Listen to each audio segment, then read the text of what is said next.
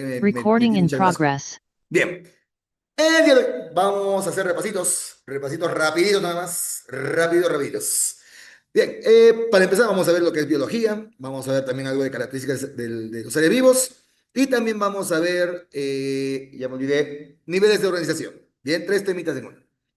Si quieren hacemos quiz, ¿ah? Por cierto, respecto a los formularios, esta semana no hemos tenido seminario, así que no ha habido formulario, pero para la próxima semana sí. Vamos a hacer formularios, como son 2 semanas nada más los que nos van a quedar, de los dos tomos. Bueno, yo sé que les han dado uno solo, pero saben muy bien que en realidad se divide en dos, ¿verdad? Sí, de los del tomo de Seprunce. Entonces, el tomo uno lo tomo la próxima semana y el tomo 2 lo tomo la última semana. Así tenemos todos los ¿cómo se llama esto? Las preguntas que podrían venir. Igual que las veces pasadas voy a poner dos niveles, ¿no? Nivel coquito y nivel avanzados. Y también les pondré un formulario donde se van a presentar preguntas para que puedan resolverlo durante el fin de semana, ¿no? O sea, 40 preguntas nivel coquito, 80 preguntas nivel avanzado, 160 preguntas o un poquito más para los que quieran resolver el fin de semana. Bien, eso va a ser más que nada para biomédicos. Ok, no perdemos más de tiempo porque el tiempo es corto acá. Bien, empezamos entonces con biología como ciencia. ¿Ya? La biología es una ciencia, y ojo con ello, es una ciencia. Como tal, recuerda que las ciencias corresponden a la búsqueda de la verdad. En realidad son el conjunto de conocimientos comprobados o tratados como si fueran comprobados dependiendo de cuál sea pues el tipo de conocimiento que se está determinando. Porque en realidad hay un pequeño problema con respecto a ello. Las ciencias no son el 100%. Siempre que escuches que alguien te diga comprobado 100% que es así sí o sí, duda, porque las ciencias te dan porcentajes, probabilidades, no te dice que están al 100% así es. No, las ciencias siempre tienen dudas. Así que tomen en cuenta ello. Ahora, la biología como ciencia en realidad, bueno, pues nace recién en el siglo XIX, principio del siglo XIX, con Treviranos primero y después Jean-Baptiste Lamarck, ¿no? Donde en sus respectivos escritos, en trabajos independientes, cada uno propone la palabra de diferentes formas. A partir de ahí recién empieza la ciencia y la biología como tal. Esto no quiere decir que no hayamos hecho ya anteriormente algo con seres vivos, sí lo hemos hecho, ¿no? Por eso mismo entonces es que se puede hablar de biología en el mundo antiguo, ¿no? Como son los egipcios, Aristóteles, Teofrasto, Galeno, ¿no?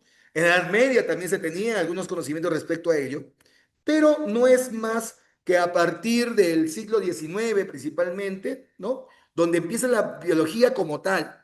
Antes de ello, entonces, se considera una biología tradicional, principalmente con Linneo, Cuvier, principalmente, ¿no? Pero con Lamarck y Darwin tenemos principalmente ya la biología evolutiva, ¿bien? Biología tradicional, entonces, basado principalmente en lo que se observaba, ¿ya? Principalmente Linneo, J. Reid y Cuvier. Pero si hablamos ya del siglo XIX, a partir de ahí, ya empezamos con las dudas acerca de lo que vendría a ser la materia evolutiva. Ahí empiezan entonces el lamarquismo, ¿no? Y con sus teorías del transformismo evolutivo, la ley de uso y desuso, y Charles Darwin con la teoría evolutiva de la selección natural. Charles Darwin impone entonces toda una nueva forma de ver la vida y de esa manera se llega pues a presentar ¿cómo se dice? Un panorama más amplio de cómo se da la vida en el planeta Tierra, ¿ya? Sin embargo, tenía un problema. ¿Cuál era? A ver, Charles Darwin presentaba dos puntos importantes. La selección natural, que es lo que se llama normalmente como la variabilidad cierta. De esta sí conocía en ese momento. Es decir, la naturaleza selecciona qué organismos se van a reproducir o qué organismos pueden sobrevivir de manera más adecuada. Ahí no tenemos problemas. El problema viene con la variabilidad incierta, la variabilidad biológica, es decir, que los organismos vivos no son todos iguales, existen muchas diferencias dentro de una población. A eso se le llamó como variabilidad incierta, que hoy en día la conocemos como variabilidad genética, ya que esto tuvo su respectivo, ¿cómo se llama esto? Punto de quiebre con Mendel. Y es que la variabilidad incierta, la variabilidad genética hoy en día, tenía un claro detractor, ¿no? Se llama Jenkins Fliman. El señor Jenkins Fliman, muy a su razonamiento de ese momento, mencionaba pues que aparezca una característica individualista, una característica espontánea dentro de la población, con la reproducción se iría disipando. Por ejemplo, digamos que es una población de personas cuyos machos son de 1,70 m y hembras son de 1,60 m, digamos. Bien. Si por ahí sucediera que alguno de los machos llegara a presentar una altura muy diferente, por ejemplo, de 2 metros, ¿no? Un hombre de 2 metros, y se llegara a reproducir, pues lo que se pensaba en ese tiempo era más o menos como la dominancia intermedia.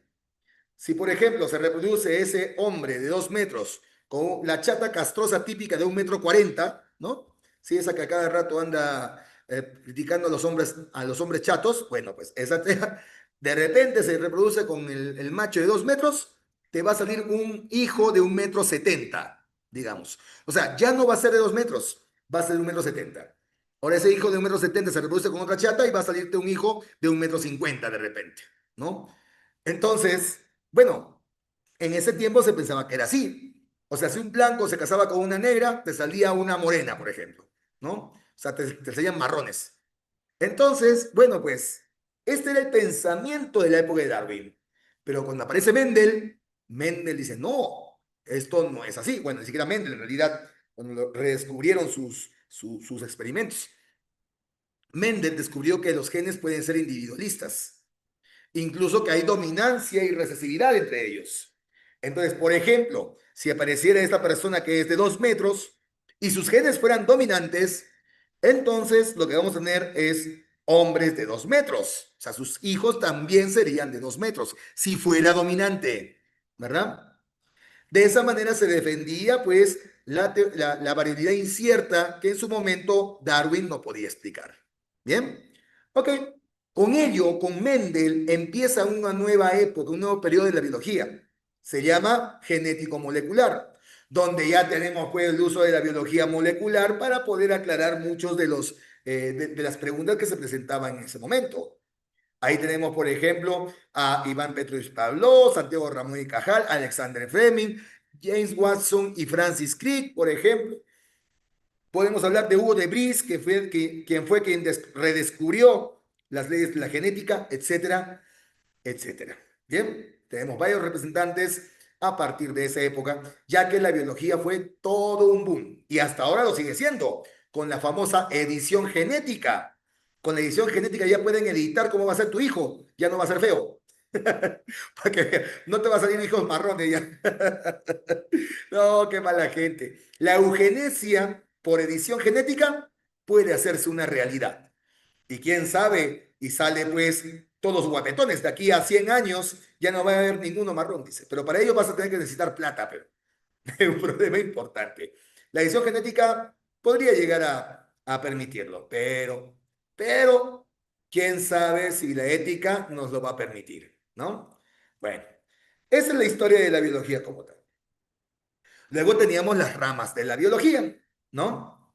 Que yo se las he puesto de esta manera porque me parece más fácil de poder recordarse de todas estas ramas, ¿no?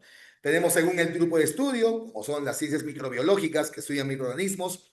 Aquí tenemos la bacteriología que estudia bacterias, micología que estudia hongos, micología que estudia bueno, micología o fungología. Ojo ahí, micología o fungología. Bien.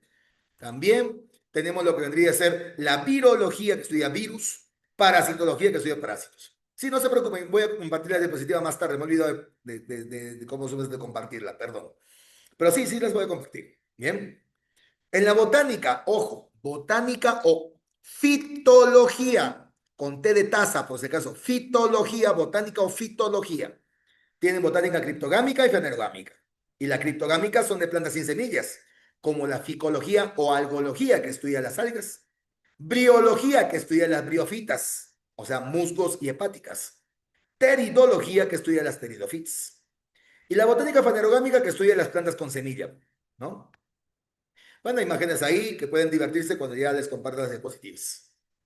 Segundo grupo de estudio, tenemos entonces, bueno, me faltaba ahí la zoología, que estudia a los animales, ¿bien? Estudia a los animalitos ahí, ¿verdad?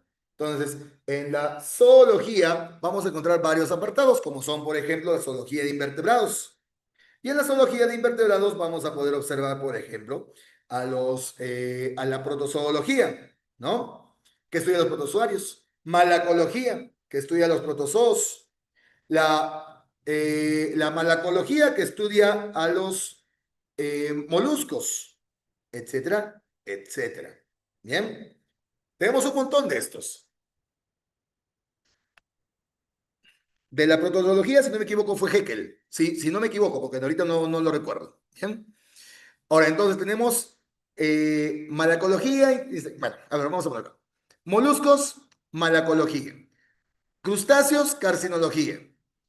Insectos, entomología. Arácnidos, aracnología. Gusanos, elmitología.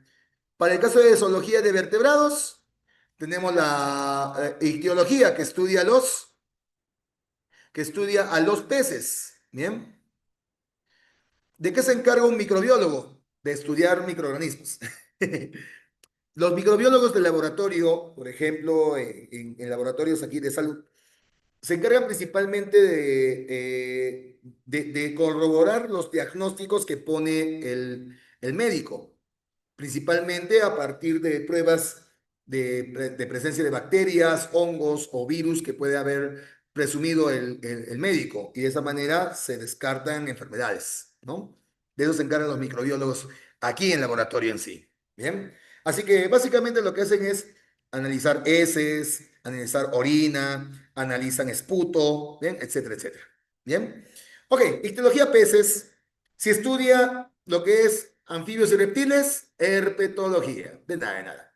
Herpetología. Si es exclusivamente sapos y ranas, batracología. Si es mamíferos, pues mastozoología o teriología, ¿no? Mastozoología o teriología. Y si hablamos de lo que vendrían a ser aves, ornitología. Ornitología. ¿Bien? Ok, listo. Según el aspecto estudiado, ¿bien? Según el estudiado. Un toque, un toque.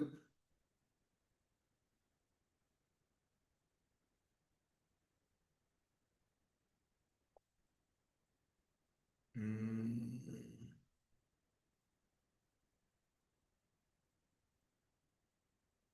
listo. Ok. Entonces, tenemos lo que vendría a ser, por ejemplo, que va a estudiar diferentes estructuras dentro del cuerpo. Por ejemplo, lo que es la morfología, que estudia las formas. La histología, que estudia los tejidos, citología, que estudia la célula, por ejemplo. Las ciencias biodinámicas, como la biomecánica también, que estudia cómo es que se mueve el cuerpo, ¿no? Las ciencias bioquímicas, donde está obviamente la bioquímica, la biología molecular y la enzimología. Las ciencias biogénicas, que estudian cómo se originan los seres vivos. La ontogenia, desde el momento de la concepción hasta el momento bueno, de terminar la madurez del organismo. La filogenia, que estudia cómo es que los organismos han evolucionado y cómo están relacionados unos a otros, por ejemplo. ¿Bien? Los de biología dan examen de ingeniería o biomédicos. ¿A qué? Los de biología. Ah, los que postulan a biología, me imagino. Dan examen de ingeniería, no, de biomédicas, ¿no? Los que van a biología dan examen de biomédicas. Bien. Genética, que estudia la herencia génica, evidentemente, ¿no? Y si hablamos de ciencias ecológicas, tenemos la ecología, que estudia pues, las relaciones entre los organismos vivos y su medio ambiente. Biogeografía, que estudiará la posición de los organismos en el planeta. Y la paleontología, que estudia justamente los restos fósiles. Cabe mencionar que resto fósil se refiere principalmente a cualquier rastro del pasado del organismo, cualquier rastro. Puede ser un hueso que se ha petrificado, puede ser como solamente huellas, marcas que han dejado en la roca, etcétera, etcétera. Bien. Ok, chicos, eso en cuanto a lo que es el primer temita. Bien, el primer temita. A ver, vamos a ver. Ahora sí, cerramos este de acá. No se preocupen, les voy a mandar todas las diapositivas más adelante. ¿Ya? Todas, todas, todas. A ver, lo malo es que no me quiere dejar hacer nada esto. A ver, ya, ahora sí. Vamos al siguiente tema. Bien, vamos al siguiente tema. Correspondiente a características de los seres vivos. ¿Ya? De este solamente vamos a hablar de un punto importante acá. A ver, aquí lo tengo. Listo.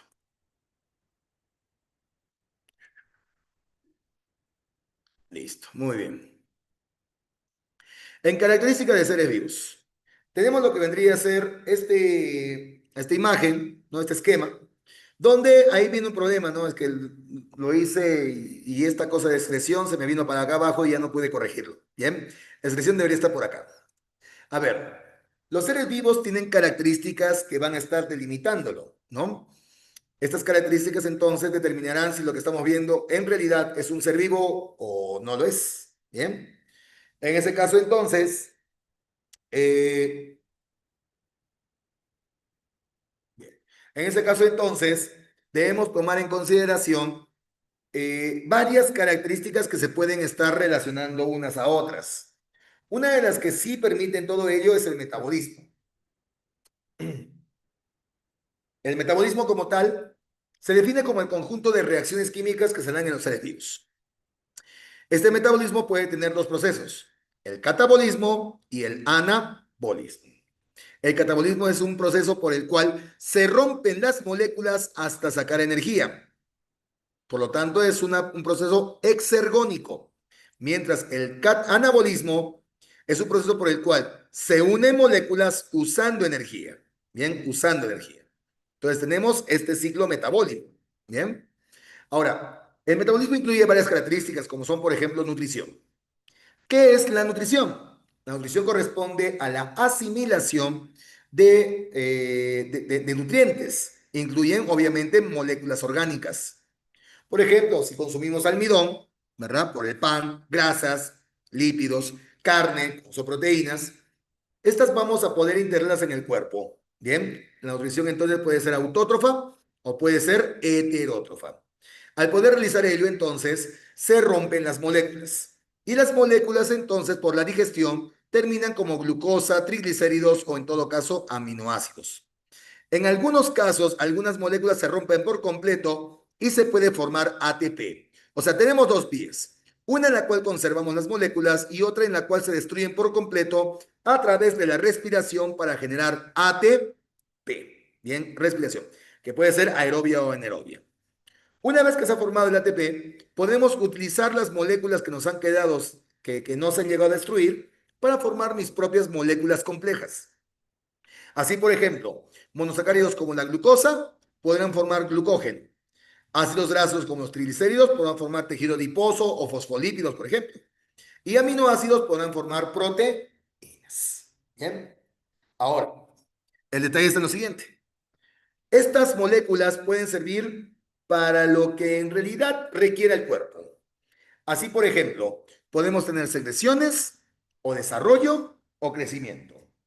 No es lo mismo crecimiento que desarrollo.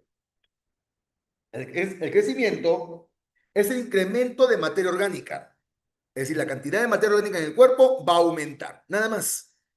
En ese sentido, a pesar de que yo tengo 43 años, ya, bueno, puedo seguir todavía creciendo. Todavía puedo seguir creciendo. Bien, pues sí, pues, puedo crecer. Claro, en grosor, exacto. En grosor, no en estatura, solamente en grosor. Bien. Sin embargo, ya no me puedo seguir desarrollando. Porque ¿qué es el desarrollo? Los cambios para llegar a la madurez. Es el desarrollo, los cambios para llegar a la madurez. Como tal, entonces, vamos a observar que es los cambios desde que eres un cigoto hasta que terminas tu desarrollo. Bien, a eso se refiere. Y finalmente, si hablamos de secreción, secreción se refiere a la emisión de sustancias que de alguna manera te van a ser útiles, ¿no? Pueden ser neurotransmisores, hormonas, mucosidad, de alguna manera te sirven. Bien. Mira tú que es diferente a excreción. La excreción corresponde a la expulsión de sustancias del desecho. Muchas de ellas pueden ser nocivas, pero no todas, ¿no? Pero sí tienen que eliminarse, tienen que botarse. Entonces, en ese sentido, esas excreciones van a terminar expulsándose del organismo. Bien. Ahora, otra forma de utilizar el ATP, aparte de formar moléculas, es a través del movimiento. El movimiento generado por los organismos permite destruir mayor cantidad de moléculas, como ves. Si tú te mueves más, rompes más moléculas que has obtenido por la nutrición. Y hay muchas personas que sufren justamente por el peso, que no sé qué cosa más. Y esto está evidentemente perjudicándote, ¿verdad? Sin embargo, puedes llegar a favorecerte simplemente por el hecho de movilizarte. Es decir, movimientos que se generan por el ejercicio cardiovascular incrementan la tasa respiratoria y a partir de ello tienes mayor quema de moléculas porque necesitas utilizar mayor cantidad de energía. Bien, esas es básicamente estas características que se están pululando cercano a lo que vendría a ser el metabolismo.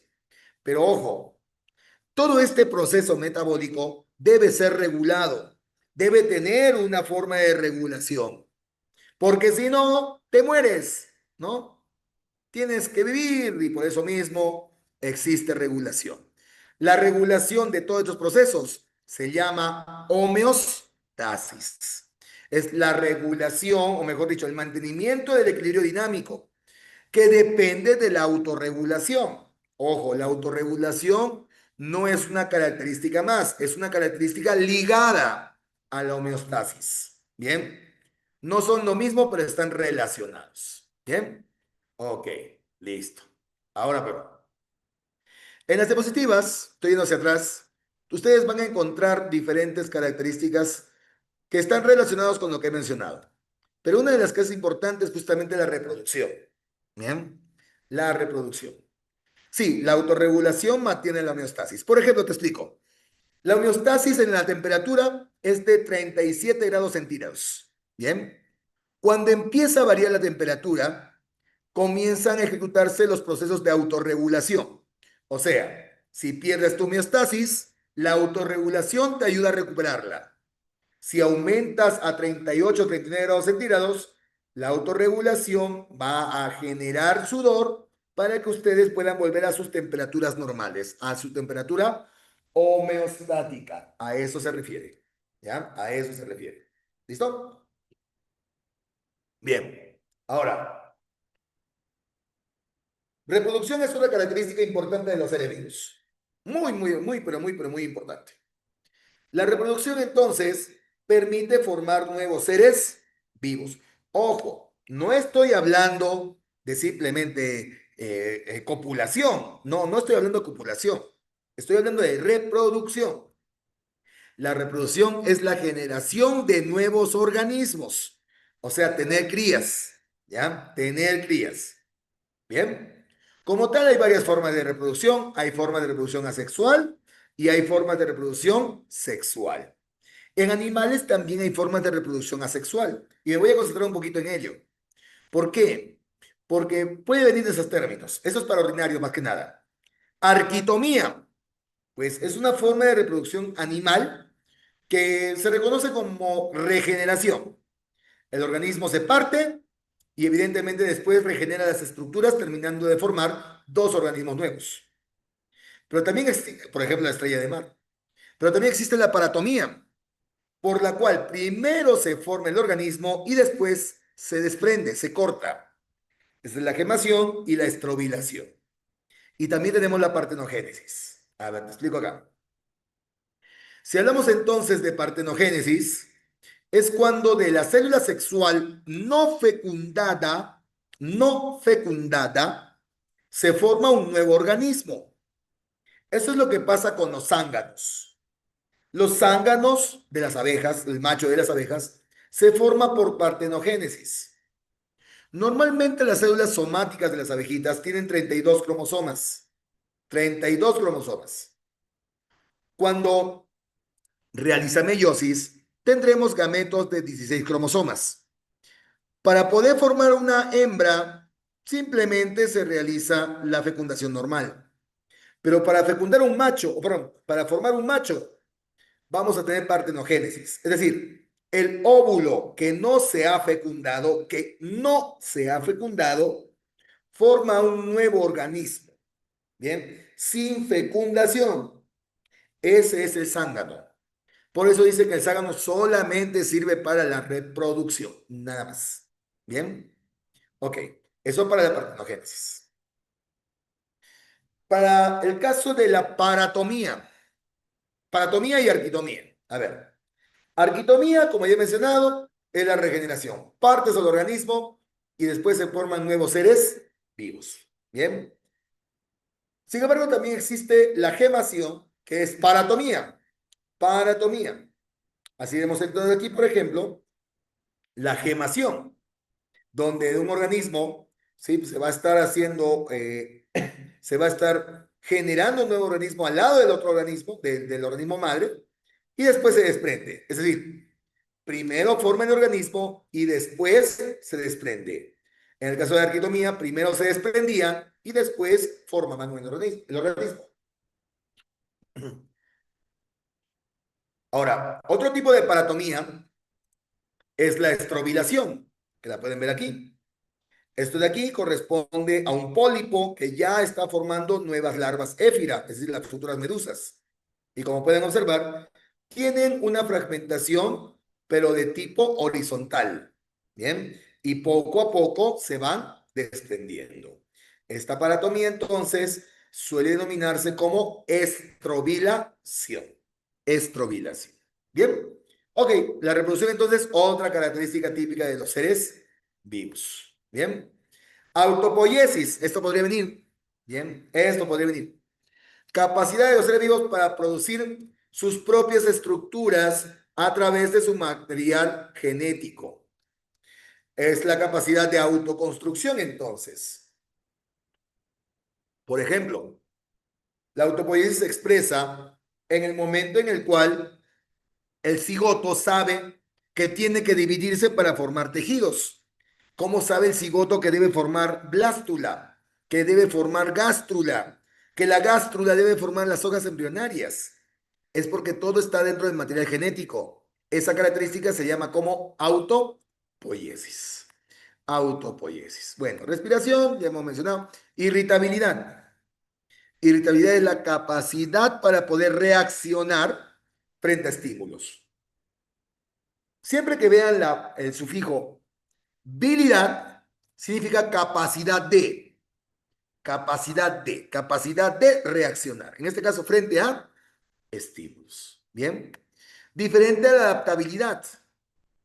También se reacciona, por si acaso, pero la irritabilidad es a corto plazo, es inmediato.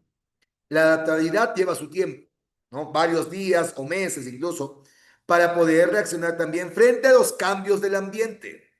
Bien. Ahora, la adaptabilidad no es lo mismo que la adaptación. La adaptación son la consecuencia de esos cambios, que se da por evolución. La evolución corresponde al proceso de cambio, ¿no? Proceso de cambio.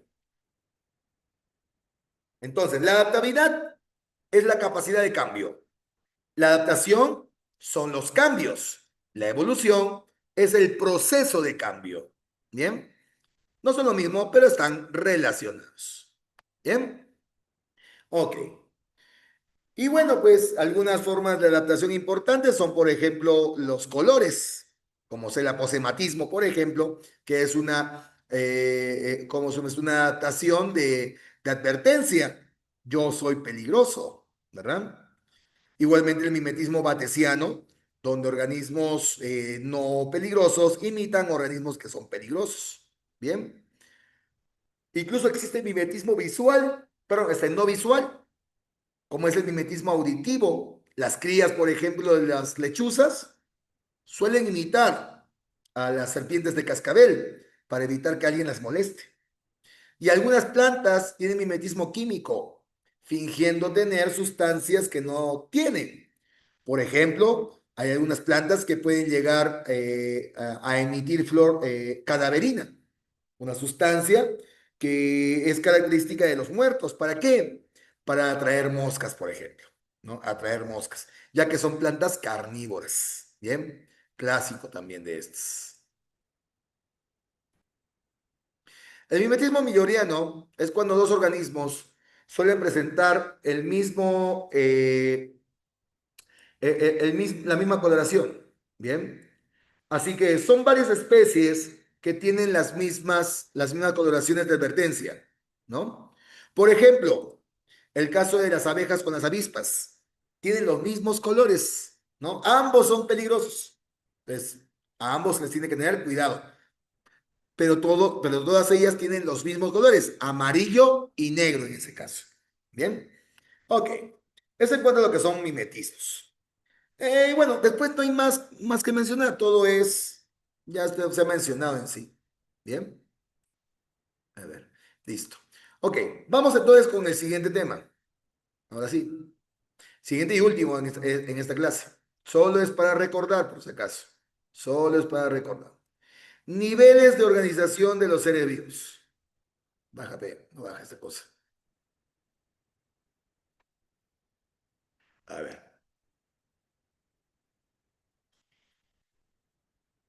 listo. Ahí está. Ya está, ya está. Listo. Niveles de organización de los seres vivos. Corresponden entonces a los grados de jerarquización de las estructuras que presentan los seres vivos. ¿Ya? Dentro de los niveles, entonces, tenemos tres niveles que mencionar. Los niveles químicos o abióticos, bueno, que son dados como subniveles, el nivel biológico y los subniveles ecológicos o superiores. Empezaremos con los niveles químicos o abióticos, donde vamos a tener entonces el subnivel atómico. Obviamente, si hablamos de atómico, hablamos de átomos. Aquí se refiere principalmente a los bioelementos, ¿no? Que se encuentran, ¿cómo se llama esto? Los bioelementos que se encuentran en los seres vivos, obviamente, ¿no? Elementos químicos en los seres vivos, esos son los bioelementos. Obviamente en tu cuerpo no hay paladio, en tu cuerpo no debería haber mercurio, a menos que seas tóxica, ¿no? No debería haber tampoco oro, ¿no? Entonces, hablamos de elementos químicos que se encuentran en los seres vivos. Eso es el nivel atómico. El hecho de unir estos átomos permitiría la formación de moléculas. Pasamos al siguiente subnivel molecular, donde podemos ver moléculas homogéneas y moléculas heterogéneas. Obviamente, moléculas homogéneas tenemos, por ejemplo, el oxígeno, el ozono, ¿verdad? El hidrógeno molecular y demás. En cambio, en moléculas heterogéneas tenemos que tienen diferentes tipos de átomos, como son, por ejemplo, el metano, el agua, el ácido clorhídrico y demás. Pero incluye también moléculas orgánicas, como son, por ejemplo, la glucosa, los aminoácidos, los nucleótidos. Todos ellos son moléculas. Ahora, si las moléculas se unen, forman macromoléculas. A ver. En este sentido, como estamos subordinados, ya puedo decirle esto. Profe, ¿un polipéptido es macromolécula o molécula?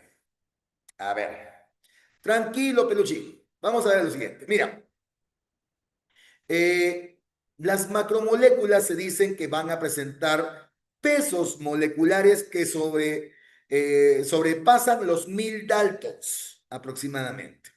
Si tiene más de 1000 daltons, es una macromolécula. Si tiene menos, es una molécula. Profe, ¿cómo puedes saber? No te preocupes. Así no va a venir. Bien. Porque eso ya es especializado. Así que en realidad esto se hace normalmente en el laboratorio, puedes calcular y toda la vaina, pero no viene eso en exámenes de admisión. Sí, podría venir como verdadero o falso, pero bien difícil que te lo pongan en los datos. Bien, bien difícil. Como digo, eso ya es más especializado. ¿Bien? Sin embargo, sin embargo, a ver, normalmente oligosacáridos son moléculas, polisacáridos son macromoléculas. ¿Bien? Oligopéptidos, por lo general, son considerados como moléculas. Bien, oligopéptidos. Polipéptidos y proteínas, sobre todo proteínas, no tanto los polipéptidos que son pocos. Recuerda que a partir de 50 aminoácidos ya son proteínas. Esos ya son macromoléculas. ¿Bien? Ya son macromoléculas. Más o menos es algo así. ¿Bien? Y no te puedo decir más o menos porque en realidad no es tanto así, es más que nada por el peso. Porque no es lo mismo tener como aminoácido la metionina que tener como aminoácido la tirosina. Pesan muy diferente, ¿no? Entonces, más o menos algo así sería. ¿Bien? Bueno. Entonces, en su nivel macromolecular vamos a encontrar principalmente a los poli, como son los polisacáridos, como son las proteínas, como son el ADN y el ARN. Y también podemos incluir a los lípidos, como son los triglicéridos o como son las ceras. ¿Bien? Sí, 50 aminoácidos les han puesto, si no me equivoco, en el banco. Sí, van a encontrar en otros textos que dice 100, pero en el banco les dice 50. Así que aceptamos 50. Bien, 50 aminoácidos. Bien. Ahora, priones y viroides también son, ¿no? Ya que los priones son proteínas y los viroides son básicamente ARN. Por eso se las considera también como macromoléculas. Sin embargo, si hablamos de supramoléculas, las supramoléculas ya son de la unión de macromoléculas, generando una estructura mucho más compleja. Tenemos así entonces, por ejemplo, a la membrana celular, la membrana biológica, ¿verdad? Que está constituida por fosfolípidos, que los fosfolípidos son macromoléculas, que las proteínas también son macromoléculas. Toda esta unión permitirá la formación de una membrana que es evidentemente supramolecular. Lo mismo con los ribosomas y los centriolos, que también son considerados como supramoléculas. Bien. También el caso de lo que es el nucleolo, la cromatina, los cromosomas, los virus, todos ellos son supramoléculas. ¿Bien? Supramoléculas. Pero cuando hablamos de estructuras que tienen membrana, si te vas a acordar porque tienen membrana en la célula y además con una función, hablamos de organelos, como son los mitocondrias, los cloroplastos, el núcleo mismo, ¿no? Los peroxisomas, los lisosomas, si tienen membrana, ya definitivamente son organelos. Sin embargo, no así el sistema de endomembranas. El retículo endoplasmático, liso, rugoso y aparato de Golgi, estructuralmente son considerados como supramoléculas, ya que solamente son membranas. A menos que te lo ponga desde un punto de vista más fisiológico, y eso solamente se ve en la citología, no en niveles de organización, en la citología, entonces ahí sí pueden ser considerados como organelos. ¿Bien?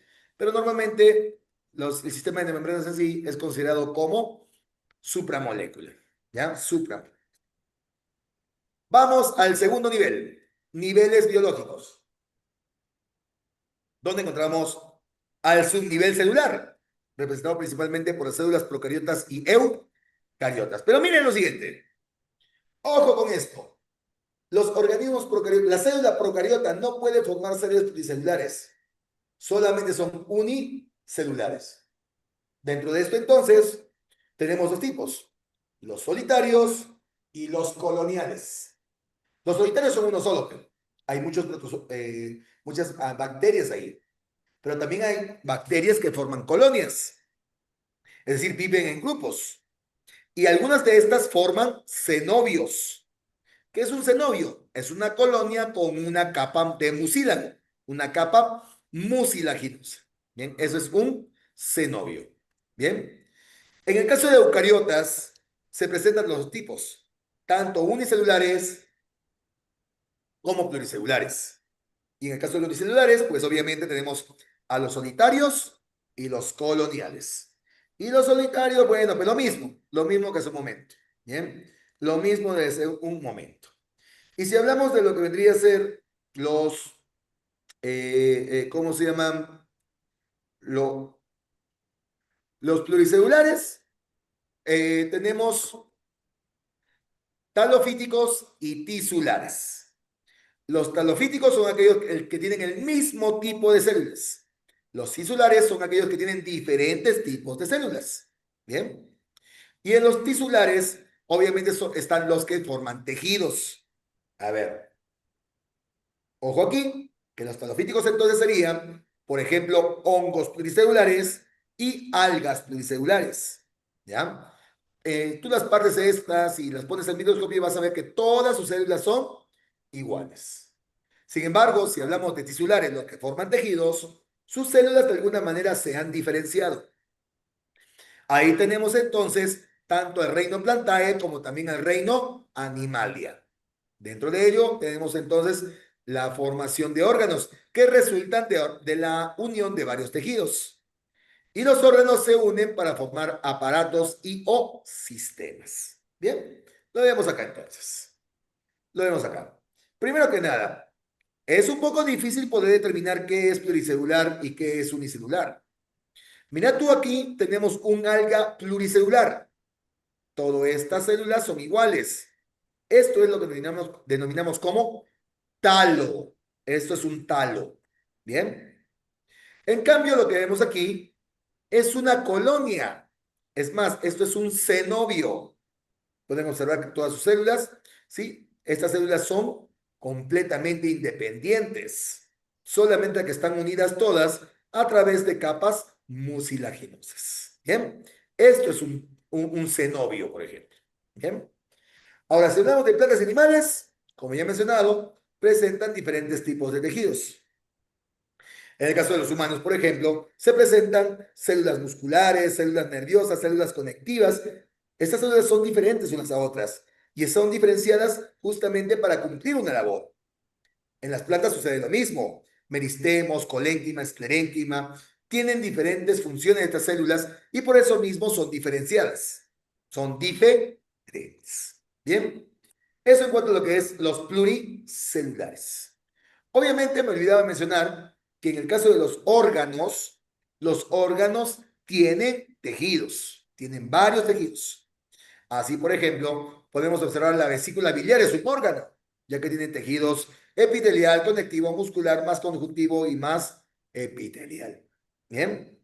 Una muela es un órgano, ya que en la muela vamos a encontrar la pulpa dentaria, tejido conectivo, sanguíneo, nervioso, por ejemplo, ¿no? Igualmente, si hablamos de un hueso también es un órgano, ya que tiene también lo que vendría a ser periósteo como tejido fibroso, tiene tejido óseo, la osteona, tiene tejido sanguíneo, hematopoyético y demás. Es simple y sencillamente un órgano. El hueso es un órgano. Bien. De la unión de estos podemos formar sistemas y o aparatos. Y o aparatos. La diferencia está en que el sistema tiene órganos homogéneos, como el caso pues del sistema nervioso, ¿no? Que tiene neuronas y neuroglías. Todo es muy parecido. En el caso del sistema muscular también todo está formado por sarcómeras. Y si tenemos que aparatos, pues evidentemente se presentan órganos muy diferentes. En el tubo digestivo, por ejemplo, vamos a encontrar estructuras diferentes a lo que se encuentra en la boca. La boca es diferente a lo que se encuentra en el hígado diferente a lo que es el páncreas diferente a lo que es las glándulas salivales. Son típicos órganos. Así tienes entonces aparato digestivo, aparato respiratorio, aparato reproductor, aparato excretor, ¿no? Todos ellos corresponden a aparatos porque sus órganos son heterogéneos, muy diferentes. ¿Bien? Ok, eso en cuanto a lo que tendría que ser el nivel biológico. Vamos a los niveles ecológicos. En esos niveles, me olvidaba, perdón, me olvidaba. Y todo esto termina con el individuo. Individuo. El individuo corresponde al ser indivisible, según lo que mencionaba Aristóteles. ¿Bien? O sea, que no se puede dividir porque si no lo matas. ¿Ya? Entonces, el individuo es indivisible, de ahí viene la palabra. Pero puedes tener entonces diferentes tipos. Individuos pluricelulares tisulares, que forman tejidos. Individuos pluricelulares talofíticos, tienen talos. E individuos unicelulares. Bien. Cualquiera de ellos actúa de manera ecológica. Entonces, en los niveles ecológicos tenemos varios subniveles. Ojo, ecológico o nivel superior. Tenemos ahí entonces la población, comunidad, ecosistemas, biomas, biosfera y ecosfera. Empezamos con la población. Bien. ¿Qué es la población? Conjunto de individuos de la misma especie en un solo lugar. O sea, es una especie en un solo lugar, punto.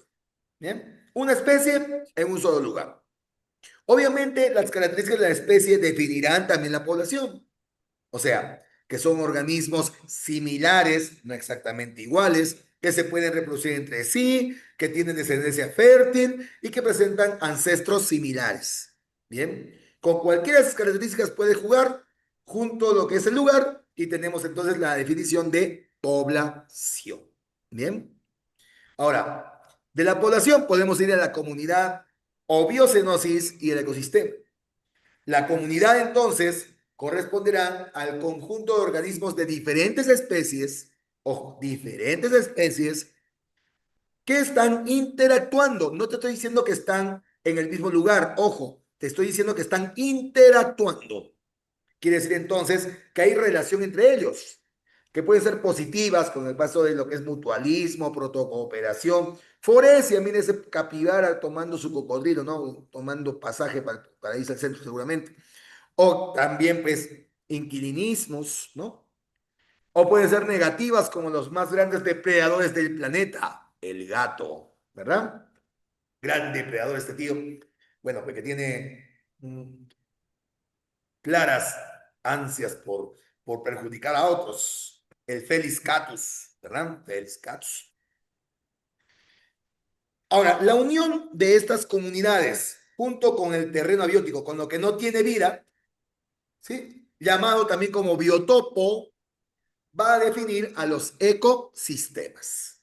Ecosistemas entonces corresponden a la interacción, interrelación entre la comunidad de biocenosis, es decir, los seres vivos con el biotopo, con todo lo que no tiene vida.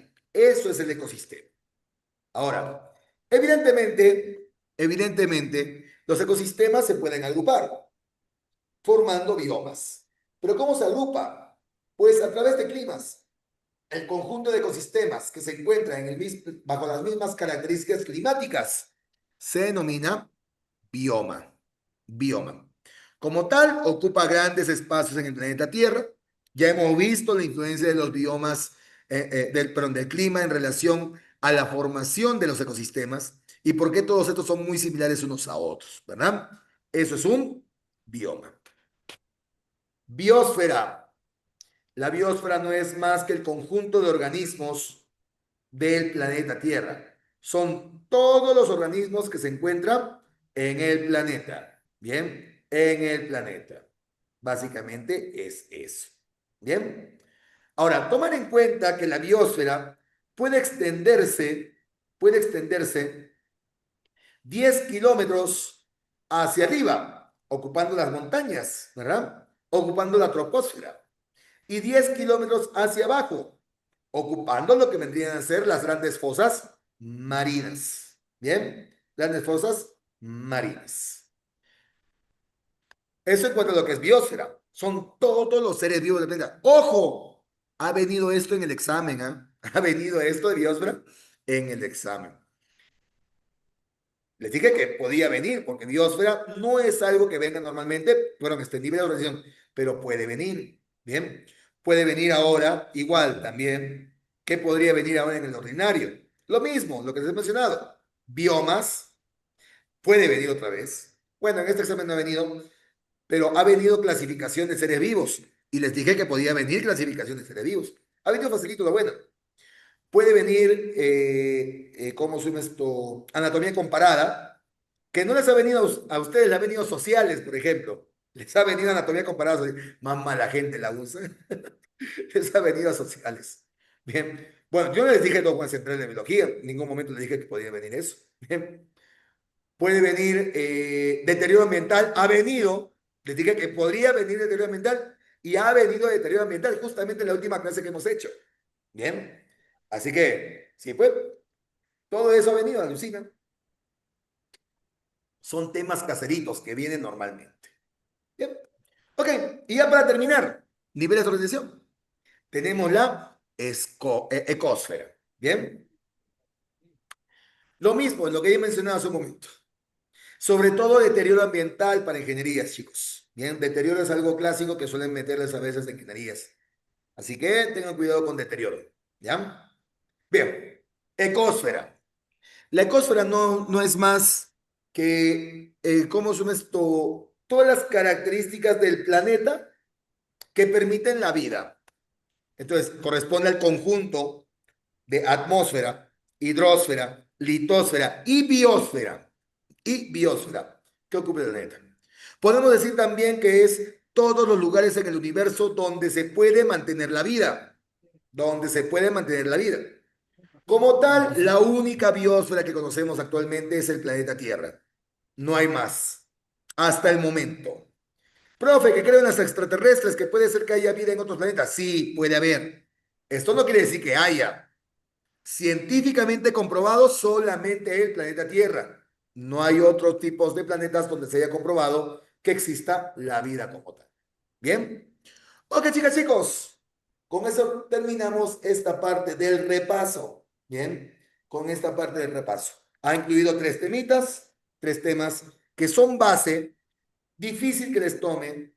Lo de historia de la biología, por si acaso, estos periodos que les he dicho, tradicional, ¿cómo son esto? Evolutivo y genético molecular, podría venir. Les voy a pasar las diapositivas con esa corrección. Bien, con esa corrección. Así que, bueno, jóvenes, con eso terminamos el día de hoy. Bien, jóvenes, más tardecito les paso las diapositivas. Nos vemos entonces la próxima semana ya con ánimos de continuar todo esto. Bien, jóvenes, nos vemos, chicas, chicos, cuídense mucho. Bye, bye, jóvenes. Chao.